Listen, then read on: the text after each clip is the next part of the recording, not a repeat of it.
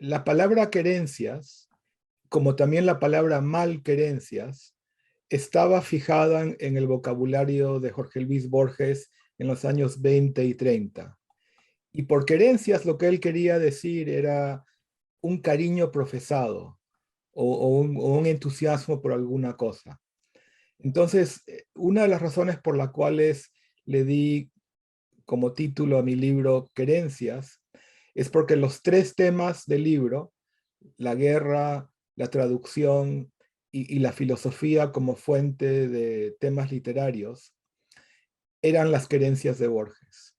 Y de alguna manera eran también los elementos que Borges utilizaba, como digamos un pintor tiene una paleta con colores para crear su obra literaria.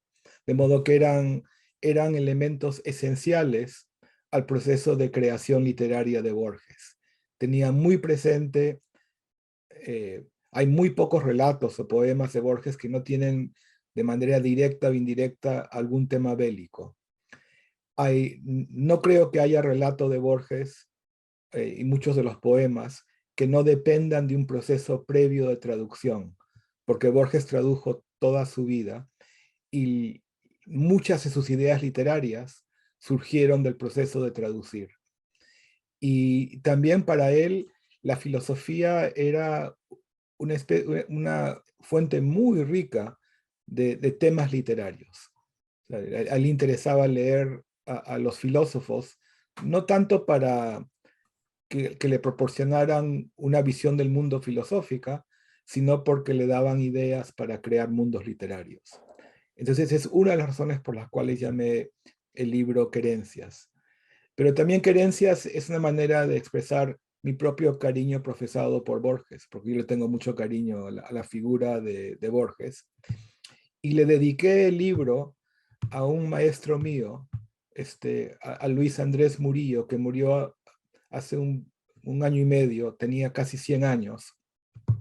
Y él fue mi maestro en los temas de Cervantes y de Borges. O sea, él editó una edición de Cervantes, de Don Quijote, que estudiamos juntos cuando yo era estudiante de la universidad. Y 10 años antes él había publicado un bello libro sobre Borges y Joyce, que eran sus querencias. Esa es la razón por la cual elegí ese título.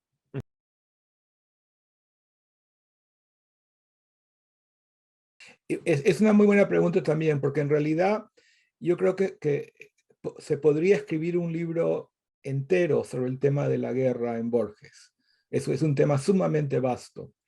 Y también se podría escribir un libro sobre cómo Borges usó la filosofía, este, aunque en realidad para mí el tema de la guerra es un tema que merecería un libro entero porque ha sido muy poco trabajado o comprendido en el caso de Borges. Pero cuando estaba tratando el libro me di cuenta de que para un lector que se acercara a estos temas por primera vez, era esencial que comprendiera varios aspectos de la traducción para incluso apreciar los otros dos temas. Entonces, le di más extensión al tema de la traducción en la medida que nos ayudaba también a acercarnos a los otros dos temas. Y el último capítulo era una reivindicación de los últimos relatos de Borges. Para mí toda la obra de Borges es importante, pero creo que han sido injustamente soslayados esos últimos relatos de Borges, donde todo, creo, en su obra narrativa, donde todo confluye, donde todo está más afinado, donde todo está más intenso, de modo que me pareció que era una buena manera de terminar con estas reflexiones.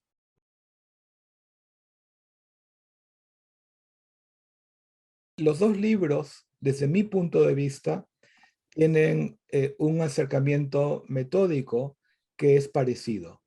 Y ya aludí a ello cuando hablaba de la paleta del escritor. O sea, a mí me interesa, uno de los filones de mi acercamiento a la crítica literaria es el estudio del proceso de creación literaria de un escritor. Me interesa comprender cómo se creó esta obra, cuál fueron los procedimientos, los problemas que se tuvieron que resolver, los conocimientos que se tuvieron que haber tenido para poder haber escrito una obra literaria. En el caso de Vargas Llosa, me di cuenta que era esencial comprender las vicisitudes de su trayectoria política. Me di cuenta que las convicciones políticas de Vargas Llosa eran esenciales para comprender su trayectoria literaria, en el sentido que muchos de sus temas literarios, incluso sus procedimientos literarios, incluso lo que Vargas Llosa en muchas ocasiones ha dicho sobre lo que es la literatura, cambiaba, se modificaba en función a los cambios políticos que tuvo. Y tuvo varios cambios políticos muy importantes. De modo que ese elemento era esencial. El otro elemento era comprender las lecturas que Vargas Llosa había hecho. Creo que Vargas Llosa dialoga intensamente con las lecturas que él había hecho, y por cierto, esa es una herencia de Borges. Y el tercer elemento era cómo Vargas Llosa transformaba la experiencia propia y la experiencia de la gente que conocía en temas literarios. De modo que esa era la paleta de Vargas Llosa. En el caso de Borges, su paleta eran los tres temas que he mencionado. Me di cuenta que la traducción, la guerra y la filosofía eran los elementos a los que él acudía. De modo que para cada escritor tiene una paleta distinta. Y lo que traté de hacer era identificar la paleta de Vargas Llosa en el caso de Vargas Llosa, que me llevaba a estudiar ciertas cosas, y luego estudiar la paleta de Borges, que me llevaba a estudiar otras cosas. Ujú.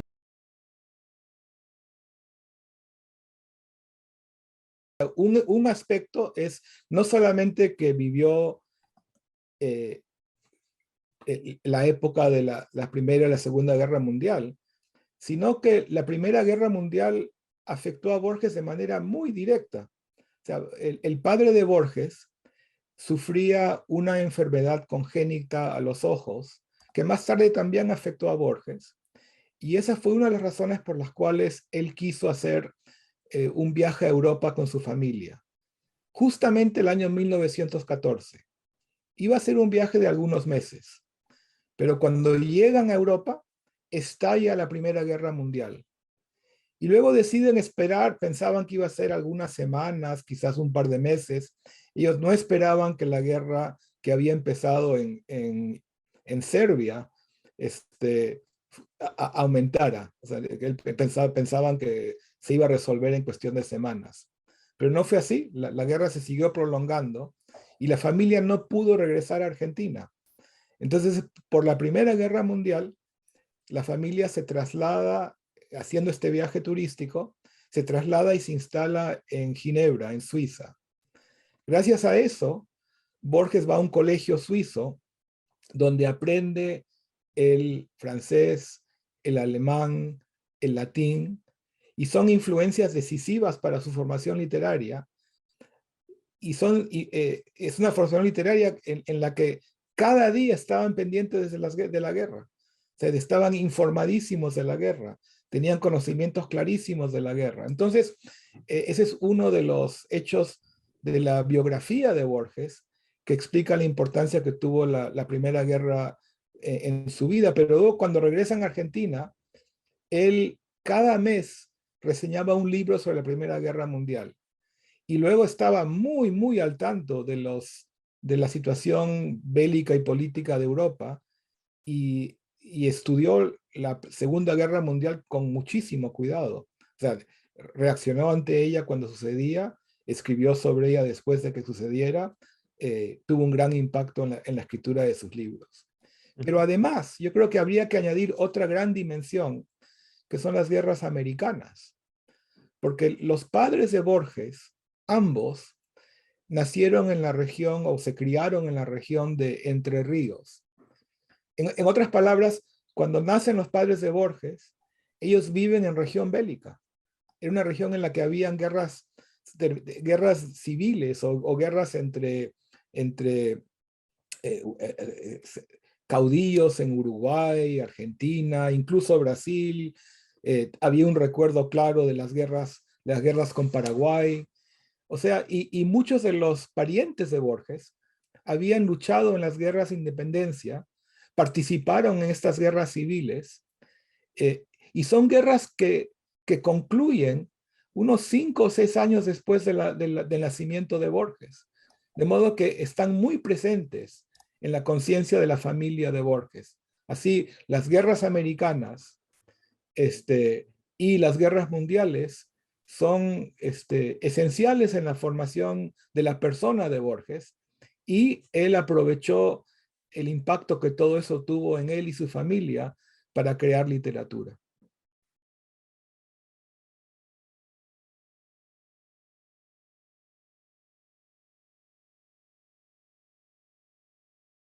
Yo creo que Borges estaba más alejado del tema político directo en sus escritos que Vargas Llosa.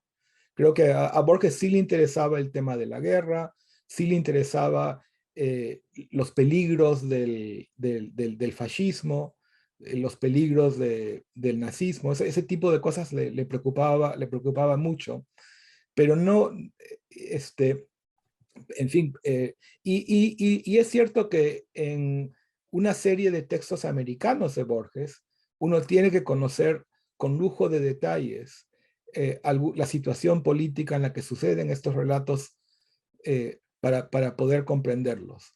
Pero Borges no tuvo el interés constante ni el protagonismo en asuntos políticos, y tampoco sintió la necesidad de comentar el mundo en que vivía de manera regular y cotidiana como sí lo ha sentido Vargas Llosa. Entonces yo creo que en Vargas Llosa uno siente mucho más la presencia de los hechos políticos recientes que en Borges, en los que uno siente una visión como más global sobre lo que es la política. Por eso que de alguna manera el texto de Borges en un sentido político más cercano a lo que haría Vargas Llosa es este texto que he mencionado, La fiesta del monstruo.